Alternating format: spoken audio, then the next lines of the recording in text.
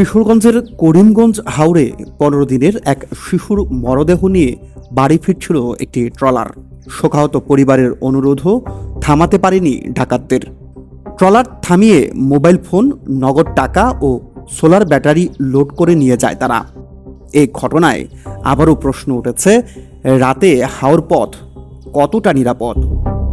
নৌকার মাঝে আছেন ব্যাটারি, নৌকার মাঝে গেছে আমার কাছে আছে ৫০০ টাকা, চুরি কাপড়ি লাফলে বালি গলাতে 10টার সময় টাকা দিই।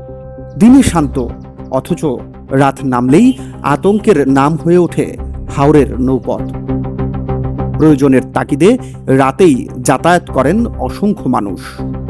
অসুস্থ রোগী, কৃষক কিংবা সাধারণ যাত্রী কেউই এই পথ এড়িয়ে যেতে পারেন না।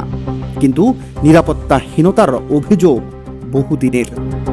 মঙ্গলবার রাতে ময়মনসিংহ মেডিকেল কলেজ হাসপাতাল থেকে ১৫ দিনের এক শিশুর মরদেহ নিয়ে মিঠামইনের উদ্দেশ্যে রওনা দেয় পরিবারের সদস্যরা। করিমগঞ্জের বালিখলা ঘাট থেকে ট্রলার ছাড়ার কিছুক্ষণ পরই নোয়াগাঁও সুইচগেট এলাকায় তাদের পথ রোধ করে ৬ সদস্যের এক ডাকাত দল। পরিবারের সদস্যরা বারবার ডাকাতদের জানান ট্রলারে রয়েছে একটি শিশুর মরদেহ, কিন্তু তাতেও মন গলেনি তাদের। নৌকার ড্রাইভার ডাকতেছে ইঞ্জিন বদ্ধ কর, তখন আমরা ড্রাইভারটা বলতেছে মামু আমার লাশের নাও বদ্ধ কর, নাইলে বললাম তোর কুবাইলামু। এরপরে গিয়ে বদ্ধ করছে। ভাই আমরা তো লাশ পেয়েছি, লাশের নাও ভাই, আমরা তো টিয়া পয়সা বুঝতে নাই। পরে টিয়া পয়সা যার যেমন আসেনি সাথে হুইলে মুট করে দিছে, হ্যান্ডেল নিছেন গিয়া। তখন ড্রাইভার বলতেছে ভাই আল্লাহ হ্যান্ডেলটা চালান, আমরা তো জানলো লাশটা লয়া। যাত্রীদের কাছ থেকে 3টি মোবাইল ফোন, নগদ টাকা ছিনিয়ে নেওয়ার পাশাপাশি ট্রলারের সোলার প্যানেলের ব্যাটারিও খুলে নিয়ে যায় ডাকাতরা। এই ঘটনায় স্থানীয়দের মধ্যে নতুন করে আতঙ্ক ছড়িয়ে পড়েছে।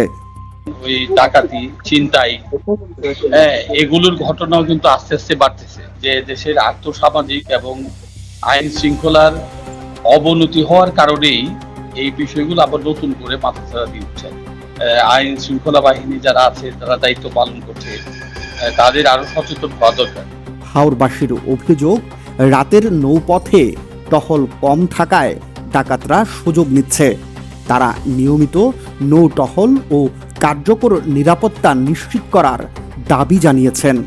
তবে পুলিশ বলছে এখনো লিখিত অভিযোগ না পাওয়ায় মামলা হয়নি। অভিযোগ পেলে তদন্ত করে জড়িতদের বিরুদ্ধে ব্যবস্থা নেওয়া হবে। রতন, হ্যাঁ আমিও এরকমই শুনলাম, কিন্তু এখন কোনো অভিযোগ পাইনি। অভিযোগ পেলে আইনগত ব্যবস্থা গ্রহণ করব। হাওর অঞ্চলের মানুষের জন্য নৌপথই প্রধান যোগাযোগের মাধ্যম, কিন্তু রাতের অন্ধকারে সেই পথ যদি হয়ে ওঠে ডাকাতদের অভয়ারণ্য, তাহলে আতঙ্ক নিয়েই চলতে হবে সাধারণ মানুষকে।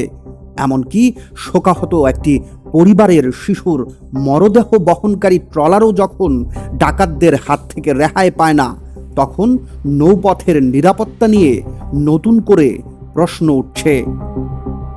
News desk, Kishoreganj press.